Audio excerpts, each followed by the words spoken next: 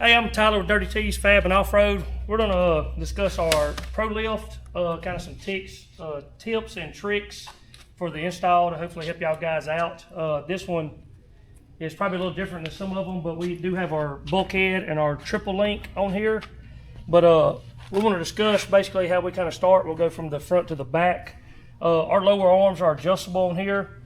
Normally how we do it is we'll go 5 full turns on the heims. What that means is run them all the way in and then go 5 360-degree turns out. This should get you pretty level on final makeup. We normally bolt the portals up to the portal plates and then kind of install all this together. Makes it go a little easier. As far as the shock bracket that goes up in here, it's hard to see, but this slides up in there. We normally leave all this loose until you get everything, bolts put in everything, and then come back and tighten all this up. As far as if you have a buggy or a lift that is getting our bulkhead, you will drill them holes out to 1/2 inch right here and run the 1/2 inch bolts if you want to, or you can use your factory bolts.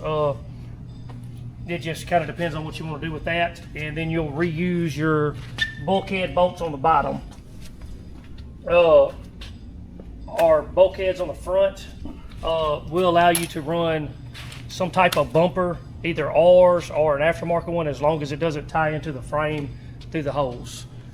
I guess we can move on to the link bars.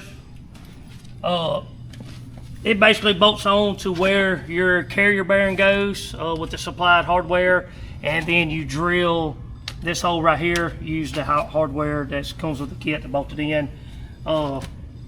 Moving on to the trailing arm brackets. These sometimes can be hard to put on. Basically, this pushes your trailing arm out to bolt it up with our lift. You'll have a bracket that slides up inside of your original trailing arm mount that these 2 1/2 inch bolts bolt to, and you have 2 aluminum spacers that slide up in there. Sometimes they can be kind of hard to get in there or hard to reach. You can use like a wrench that fits around them or something to push it back up there to run these big long 1/2 inch bolts through there. Basically get all this together and then tighten it up. Most of your trailing arms, you can run it out a little further if you prefer to get a little more rake. But we typically start at 2 turns out on our trailing arms, and then you can adjust from there, you know, if you want a little more rake. But typically 2 turns out will give you a good starting point. Sway bar links are included in the kit. All the hardware stuff you need for that. A lot of times once you get all this together, you need to adjust your shocks front and rear. You want to be around 28 degrees or your ball joint pads level. As you can see right here, we're about 27 degrees roughly. So, you know, sometimes you can put it on there and your shocks will be adjusted right. Sometimes not, you need to run them down. You need to make sure you have some plunge on all your axles when you do this. Your rear radius rods, typically about 3 turns out, and adjust the back or the upper to level the back out is a good starting point on that. New hardware comes with the pull plate. We also we offer a rack plate to go with the Pros. So if you have a rack plate, this is what it'll look like in there. It comes with a gusset, still can get to the diff and remove everything that you need to. Really helps stiffen up that steering plate in there for those TCP racks.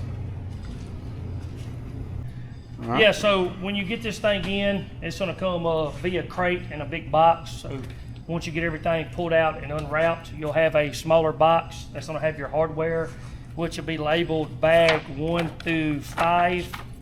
And this is what it'll be in them. It'll be bag 1 will be for your ball joint delete, your tie rods and A-arms. Bag 2 is going to be for your link bars. Bag 3 will be for your pull plate, radius rods, and sway bars. Bag 4 will be for your trailing arms, and bag 5 will be for your shock brackets.